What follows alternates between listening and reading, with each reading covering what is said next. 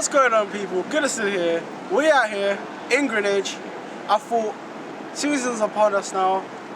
Let's talk about 5 things Arsenal need to do to accomplish their objectives, which is to get back into the Champions League and to win a trophy. With last season being a bit of a shambles towards the end, having lost 4-1 against Chelsea in the cup final and having bottled what could have been ours, the 3rd place and the 4th place, I thought let's talk about 5 things we need to do in order to finish in the top 4 and win a trophy. We've recently accomplished the signings of Nicolas Pepe, that is a Ceballos on a season-long deal from Real Madrid, and William Saliba from Saint Etienne with 27 million. He is going back on loan. Or should I say, he is back on loan at Saint Etienne. Meanwhile, we also got the signing of Gabriel Martinelli for 7 million. So that's 4 players that will be wearing the Arsenal kit in the short term and maybe the long term. But we still need a few transfers to be done. We still need a centre back. And can we get Kieran Tierney over the line? There are only 6 days remaining until the transfer window finishes, which is at the start of the Premier League season. But what centre back do we need exactly? We used to have Sokratis, who's not really cut the mustard at the moment. Good defender, yes, but alongside Mustafi, it just doesn't cut it. Mustafi making several errors this season. Arsenal fans have vented their displeasure by booing him as soon as he kicks the ball. Nobody rates Mustafi, so it's imperative that he must leave, be on loan or be a summer transfer. But we need to replace him, because there have been times where Arsenal have sold defenders, sold players and not replaced them. That's Gabriel Paulista being sold back to Valencia. Francis Coquelin being sold to Valencia. We didn't replace them in the transfer window in January. And Theo Walcott and Alexis Sanchez, we failed to replace those until just recently with the signing of Nicolas Pepe. So we're going to need to be out here to buy a centre half. Be it Upamecano, Samuel Ntiti, or even a Premier League proven centre back. Harry Maguire is going for £80 million in Manchester United. He's on his way for a medical. Doesn't that really annoy you that while Man United are getting a new defender on the line, Arsenal are still waiting? We need a new centre half. But it's not just about having that centre half that I want for us to match our objectives. It's about getting a new dynamism up front. You know, we've had a lot of formation changes in the season. We've been playing 4-2-3-1 to 3-4-2-1 to the 4-3-3 and the 3-4-1-2 to accommodate Mesut Ozil. But it needs to change. You know, previously we've had that regime where we just continued with one formation week in, week out. Now, Emery's changes have been very good. I've been impressed by that. However, you need to only stick to at least maximum of 3 formations.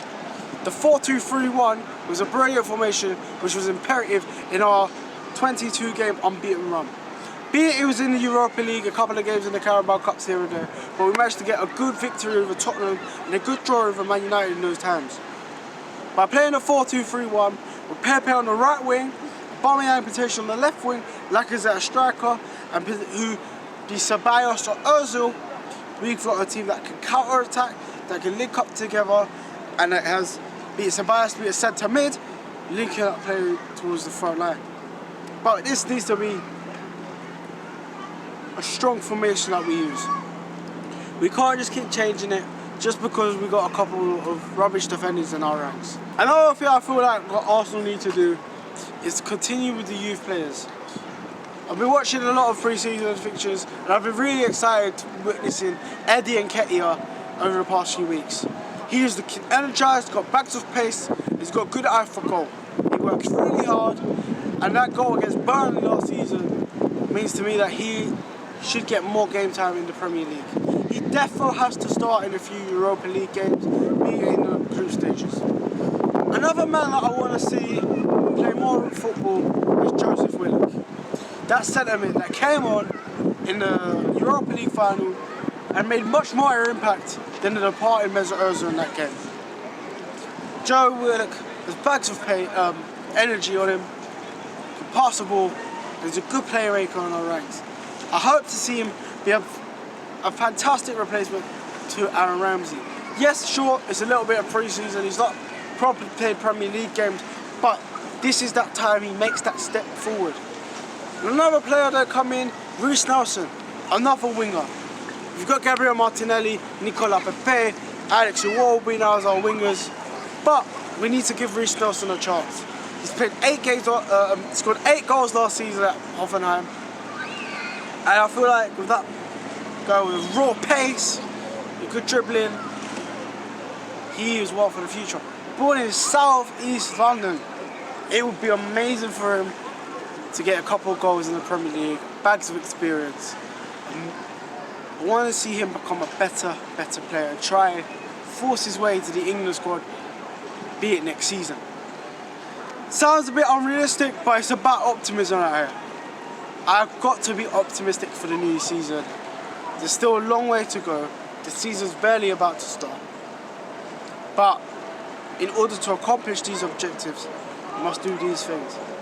We also may need to sort out the midfield a little bit and have Granit Xhaka in a more defensive role.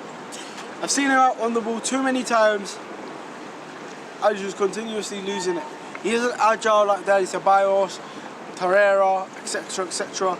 So we need to get him just on a focused defensive role. We all know he could play a good long pass, but let him do that when he's up the field, when he's not having to play those CDM role. He can play 2 different roles, be it centre mid and CDM, but having focused on that Makelele role will be very good for us, because we ain't going to get to CDM.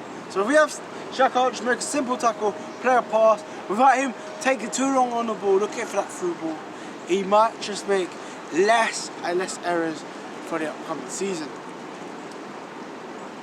And one last thing about Unai Emery is to stop take off players after the 60th minute very early on in the game.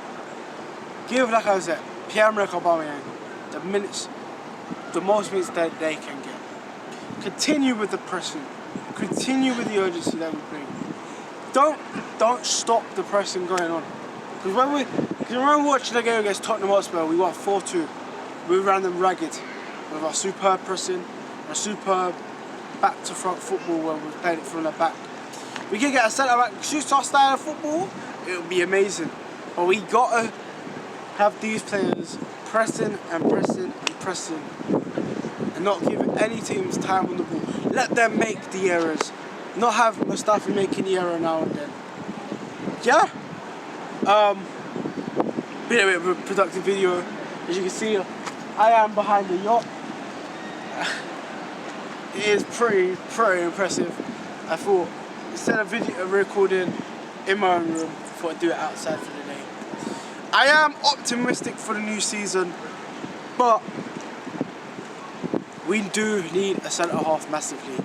We need to get Kieran Tierney over the line.